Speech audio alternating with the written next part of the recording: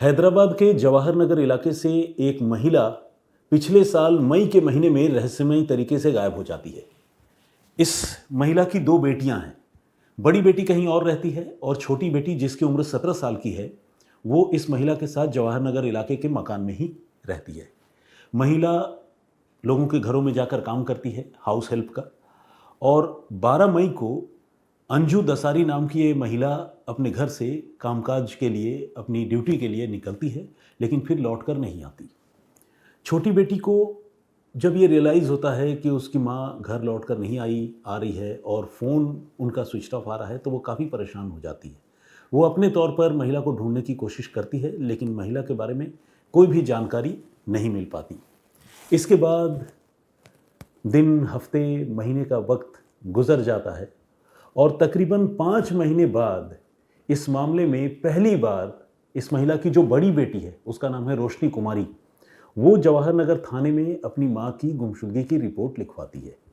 ये अपने आप में एक अजीब बात है। अजीब बात इसलिए कि कोई फैमिली मेम्बर और ख़ासकर माँ वो घर से गायब हो जाए और बेटियाँ इतने दिनों के बाद रिपोर्ट लिखवाएं, ये अपने आप में पुलिस को थोड़ा सा हैरान करता है।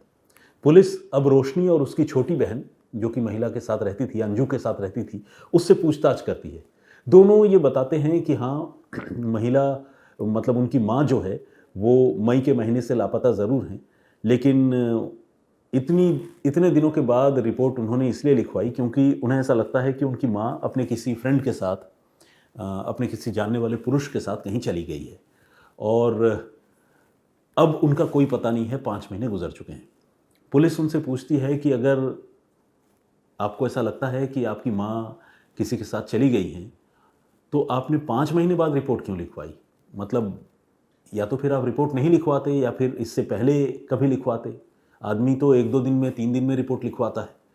तो ये बेटियां पुलिस को ये जवाब देती हैं कि असल में मेरी माँ जो है वो चिट फंड में पैसे इन्वेस्ट किया करती थी, जिसे दिल्ली एनसीआर में और नॉर्थ इंडिया में कमेटी डालना कहते हैं। कमेटी में पैसे लगाया करती थी और उनके पैसे, एक बड़ा अमाउंट हमारे जानने वाले एक आदमी के पास है और हम, चूँकि माँ हमारी गायब हो गई हैं, हम वो पैसे उनके वारिस के तौर पर लेना चाहते हैं। तो जब हम उस आदमी से जाकर मिले तो उनका ये कहना था कि वो हमें पैसे तभी देंगे जब हम अपनी माँ की गुमशुदगी की रिपोर्ट दर्ज करवाएंगे। इसीलिए हम आपके पास रिपोर्ट दर्ज करवाने आए हैं। पुलिस इस बात की तस्दीक करती है, इस पॉइंट को वेरीफाई करती है और पुलिस को ये यकीन हो जाता है कि हाँ, ये दोनों बेटियाँ सच बोल रही हैं कि उनकी माँ गायब तो है ही और इन्होंने रिपोर्ट इसीलिए लिखवाई है क्योंकि चिट फंड ऑपरेट करने वाले आदमी ने उस महिला की गुमशुदगी के दस्तावेज़ मांगे और वो डॉक्यूमेंट या दस्तावेज़ पुलिस रिपोर्ट के तौर पर ही सामने आ सकती है। तो इसीलिए ये लोग जवाहर नगर थाने में एफआईआर दर्ज कराने पहुंची हैं। पुलिस रिपोर्ट लिखती है और इस मामले की छानबीन शुरू करती है। छानबीन करते करते कुछ दिनों का वक्त गुजरता है, लेकिन पुलिस को कोई क्लू नहीं मिल पाता कि ये महिला जो है कहाँ गई और कैसे गायब हुई। इत्तेफाक से जहाँ इस महिला का घर है वहाँ घर के आसपास कोई सीसीटीवी कैमरा भी बिल्कुल फोकस्ड तरीके से घर के दरवाजे पर नहीं है। तो महिला का व्हेयरअबाउट्स पता चलना थोड़ा मुश्किल होता है और जैसा कि मैंने आपको बताया कि तकरीबन 5 महीने से ज़्यादा का वक्त तो पहले ही गुजर चुका है। तो ऐसे में सीसीटीवी फुटेज भी रिट्रीव कर पाना, हासिल कर पाना एक मुश्किल काम पुलिस के लिए होता है। तो पुलिस काफ़ी कोशिश करती है, लेकिन इस महिला के बारे में कोई क्लू, कोई कंक्रीट जानकारी वो नहीं जुटा पाती। हार कर पुलिस एक और तरीका आजमाने का तय करती है। पुलिस ये सोचती है कि वो जो महिला की दोनों बेटियां हैं उसकी सीडीआर यानी कॉल डिटेल रिकॉर्ड निकलवाएगी और सीडीआर निकाल कर ये चेक करेगी कि ये इन बेटियों की किन किन से बातचीत होती थी और आखिरी बार महिला से उनकी कब बात हुई थी, यानी अपनी माँ से, और कब से उनका माँ से कोई कम्युनिकेशन नहीं है। ये सारी चीज़ें पुलिस चेक करने का फैसला करती है। सीडीआर निकाली जाती है, लेकिन सीडीआर चेक करते हुए पुलिस की नज़र एक ऐसी चीज़ पर पड़ती है जिससे पुलिस को थोड़ी हैरानी होती है और ये बात थोड़ी शॉकिंग है। ये चीज़ है जो ये 17 साल की बेटी है, छोटी बेटी, उसके साथ एक लड़के का फ़ोन पर इन्यूमरेबल टाइम बात होना। यानी जब ये महिला गायब हुई थी उसी समय से लेकर गायब होने के बाद, यानी मई महीने से लेकर बाद में और मई से भी पहले, ये लगातार एक लड़के से बहुत फ्रीक्वेंटली ये लड़की बात किया करती थी। जाहिर है किसी लड़के से अगर 17-18 साल की लड़की बार बार बात कर रही है, घंटों बात कर रही है, तो वो मामला लव अफेयर का ही होगा। तो पुलिस को ये बात समझ में आती है और पुलिस उस लड़के के बारे में जानकारी जुटाती है। पता चलता है कि उस लड़के का नाम मोंटी कुमार सिंह है और वो एक ऑटो ड्राइवर है जिसकी उम्र 20 साल की है। इत्तेफाक से जो लड़की है वो एक अलग ज़ात से संबंध रखती है और मोंटी का कास्ट कुछ और है। अब पुलिस को लगता है कि कहीं ऐसा तो नहीं कि लव अफेयर के मामले में ही वो महिला गायब हो गई हो और वो लव अफेयर खुद उस महिला का नहीं बल्कि उसकी बेटी का हो। ऐसा तो नहीं कि बेटी और इस लड़के ने मिलकर महिला के साथ कुछ किया हो। पुलिस इस एंगल पर सोचने लगती है और ये जो नाबालिग बेटी है 17 साल की, उससे पुलिस पूछताछ करती है, साथ में मोंटी से भी पूछताछ करती है और उनके बयानों में पुलिस को विरोधाभास नजर आता है। इनकॉन्सिस्टेंट स्टेटमेंट ये दोनों देते हैं पुलिस के सामने। पुलिस का शक जो है वो धीरे धीरे यकीन में बदल जाता है, लेकिन चूंकि कोई सबूत नहीं है तो पुलिस मोंटी से सख्ती करने का फैसला करती है। नाबालिग लड़की से भी पुलिस थोड़ी सख्ती करती है, पूछताछ और मतलब जिसे कहते हैं कि मुस्तैदी से करती है और इसका रिजल्ट निकलता है। ये लड़का लड़की की जो जोड़ी है ये बताते हैं कि अंजू दसारी यानी उस लड़की की माँ वो कहीं गायब नहीं है बल्कि उनका कत्ल हो चुका है और कत्ल करके उन्होंने लाश को उन्हीं के घर में ठिकाने लगा दिया है। ये अपने आप में एक ऐसा खुलासा है जिसे सुनकर पुलिस वाले भी चौंक जाते हैं। पुलिस वाले हैरान हो जाते हैं कि एक मकान के अंदर लाश को ठिकाने लगाया गया है और उसी मकान में उस महिला की बेटी और उसके बेटी का पति ये भी रह रहे हैं और बिल्कुल नॉर्मल लाइफ लीड कर रहे हैं। अगल बगल के जो दूसरे मकानों के लोग हैं उनको कभी शक नहीं होता है। ऐसा कैसे हो सकता है? तो पुलिस को इस बात पर बड़ी हैरानी होती है और पुलिस जो है इसी महीने 25 तारीख को जो महिला गायब हुई थी अंजू दसारी, उसके घर पर दबिश डालती है और साथ में होती है वो 17 साल की बेटी और वो लड़का जो 17 साल की बेटी का बॉयफ्रेंड है या लवर है, जो भी आप कहें। दबिश डालने के बाद इनसे पूछताछ की जाती है कि भाई कहाँ है लाश, कैसे है, कहाँ छिपाई है, बताओ। तो वो घर में जो लिविंग रूम है उसके फर्श के नीचे महिला की लाश दफनाए जाने की बात बताते हैं।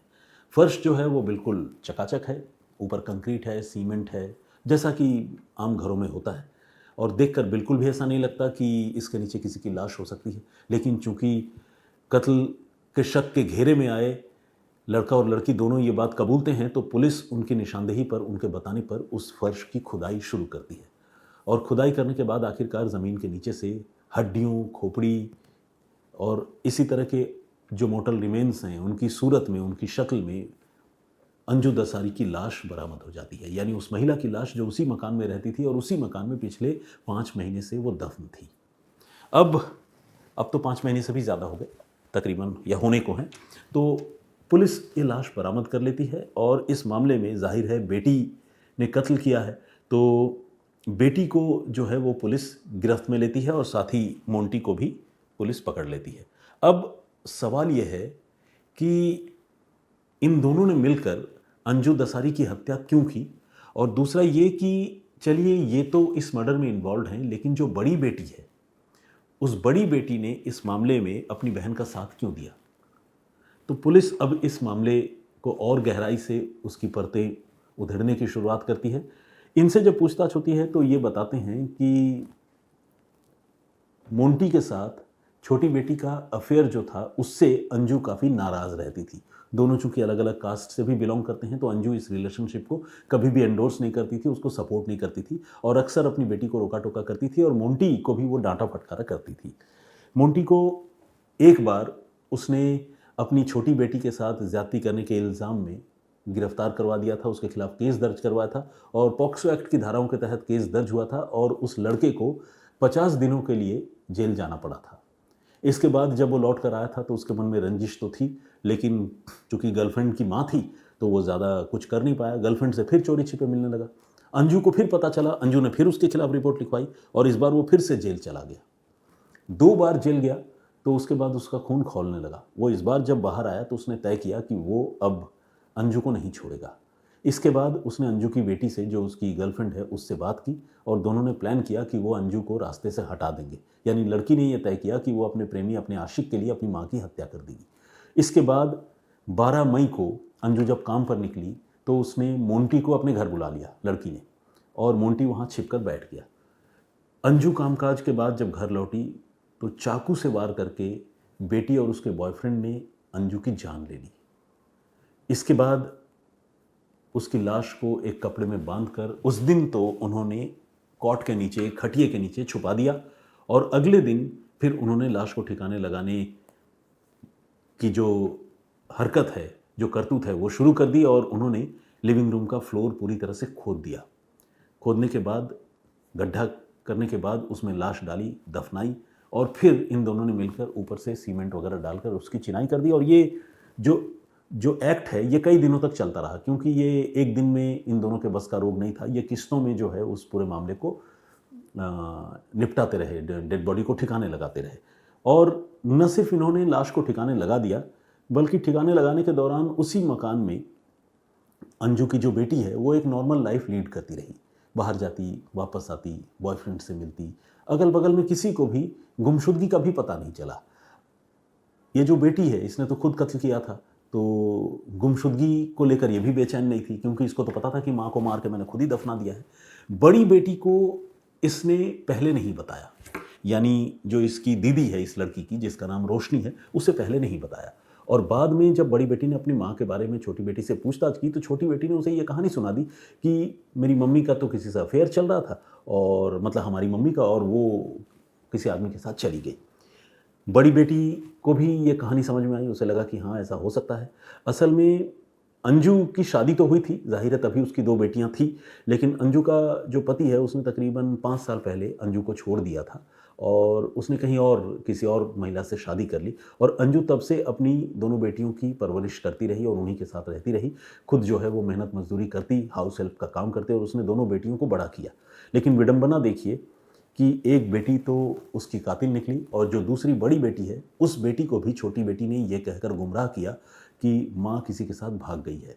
हालांकि जब बड़ी बेटी को ये लगा कि माँ भाग गई है और लौट कर नहीं आ रही है, तो उसको याद आया कि माँ ने कमेटी में पैसे डाले थे, चिटफंड में पैसे डाले थे, तो फिर उसने चिटफंड वाले से बात करके पैसे क्लेम किए, वापस मांगे। लेकिन चिटफंड चलाने वाला आदमी ने कहा कि पैसे तभी मिलेंगे जब तुम्हारे माँ की गुमशुदगी की रिपोर्ट दर्ज होगी पुलिस के पास।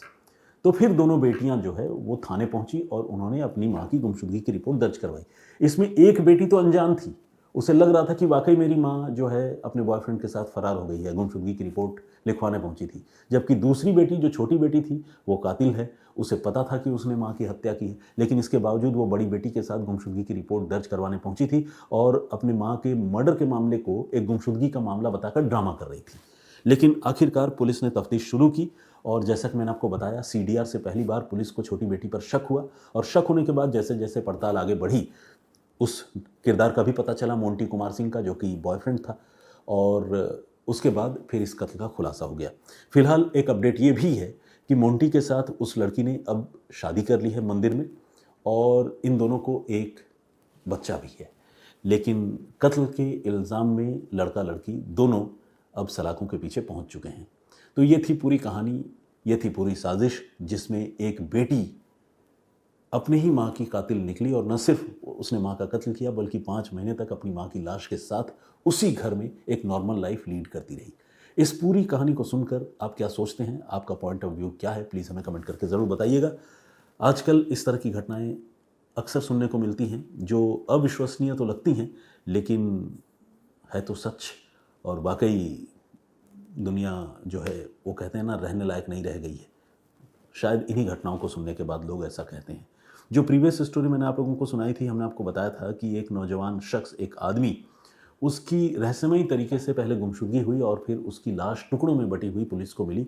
दिल्ली का मामला था, लेकिन उस आदमी का जो कत्ल हुआ उसके पीछे उस आदमी के पहने गए एक चीज़ जो है वो वजह बनी, यानी वो कुछ ऐसा चीज़ पहना हुआ था जो उसकी मौत की वजह बन गई। वो चीज़ क्या थी, और वो भी चीज़ उसने जो पहनी थी उसने साल भर पहले पहनी थी, कत्ल साल भर बाद हुआ। कैसे हुआ, क्यों हुआ, वो चीज़ क्या थी, अगर आप जानना सुनना चाहते हैं तो क्राइम तक के प्लेलिस्ट में जाकर सुप्रतिम से सुनिए में आप उस कहानी को सुन सकते हैं। बहुत सारे लोगों ने उस कहानी पर भी कमेंट किया, ये कुछ लोगों के नाम और कमेंट्स पढ़ रहा हूँ। एक हमारे दर्शक हैं कुमार चंचल, इन्होंने ये कहा है कि इस तरह की कहानियों से लोग जागरूक तो होते ज़रूर हैं, लेकिन उनको ऐसा लगता है कि बदमाश और खूंखार लोगों को शायद नया तरीका भी मिलता है। लेकिन मैं आपको ये बताना चाहता हूँ कि जो बदमाश और खूंखार लोग हैं, कोई ज़रूरी नहीं कि वो मतलब कोई इस तरह का शो देखकर ही जो है वो अपराध करे, क्योंकि हम जो कहानियाँ आपके लिए खासकर लेकर आते हैं, उसमें हम यही बताते हैं कि क्राइम नेवर पेज़। वो चाहे जितने भी शातिर हों, चालाक हों, अगर वो अपराध करते हैं तो पकड़े जाते हैं। ऐसे भी मेरी कहानियाँ इन्वेस्टिगेशन रिलेटेड होती है, जिसमें पुलिस आखिरकार गुनहगारों को पकड़ती है, जैसा कि आज वाले केस में भी पुलिस ने इस बेटी और उसके बॉयफ्रेंड को तकरीबन 5 से 6 महीने बाद ही सही, लेकिन पकड़ लिया। तो बदमाश इस तरह की कहानियों से आइडिया लेते होंगे, ऐसा मुझे नहीं लगता। और आज के ज़माने में जब फ्री इंटरनेट है और सारे लोगों के पास स्मार्टफ़ोन है, लोग गूगल करके और यूट्यूब में देख करके अलग-अलग जगहों पर टीवी सीरियल से, फ़िल्मों से आइडियाज़ गैदर करते हैं। तो अच्छी-बुरी चीज़ें सोसाइटी में हर तरफ हैं और आप आज की तारीख में उन चीज़ों को रोक नहीं सकते। हाँ, इतना ज़रूर कर सकते हैं कि आप सेंसिबली ये डिसाइड करें कि क्या यूज़ करना है, क्या उसमें से स्वीकार करना है और क्या नहीं करना है। रही बात बदमाशों की, तो उनका दिमाग तो उल्टा ही चलता है। उनका मालिक ऊपर वाला है या फिर पुलिस वाले ही। निर्मल कुमार ने कमेंट किया है और उन्होंने कहा है कि जिस शख्स की मौत हुई थी, भगवान उनकी आत्मा को शांति दे। रिकी सलारिया ने कमेंट किया, उन्होंने कहा कि 100% आपने सही कहा। किस बात पर इन्होंने ये कमेंट किया, अगर आप जानना चाहते हैं तो आप उस स्टोरी को सुनिए ज़रूर, तब आपको पता चलेगा कि मैं कौन सी ऐसी बात कह रहा था जिसको रिकी ने सही कहा।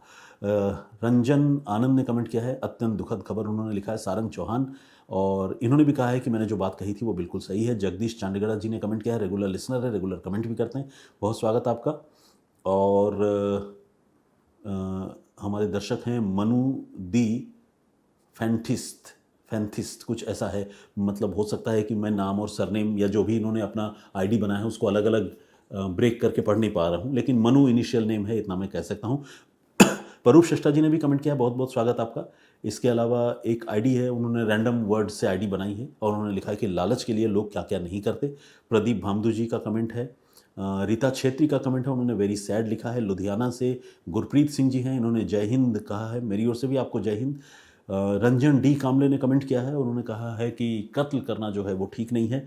और इसके अलावा मिनी ब्लॉग के नाम से एक आईडी है, उन्होंने भी कमेंट किया, उन्होंने कहा है कि वीडियो में जो है कुछ अनप्लेजेंट टाइप का साउंड उनको शुरू में सुनाई दे रहे थे। और उन्होंने अपने आप को रेगुलर लिसनर बताया है। विजेंद्र सिंह जी ने कमेंट किया है। कुलदीप भारद्वाज का कमेंट है, बहुत स्वागत आपका। राघवेंद्र तिवारी जी, चानन राम, ऋषभ मिश्रा, साजिद खान और अजय सूरी, इंद्रसेन मौर्य ने भी कमेंट किया है, और साथ में मनीष विजया सिंह ने भी कमेंट किया। बहुत बहुत स्वागत और बहुत धन्यवाद आप सारे लोगों का।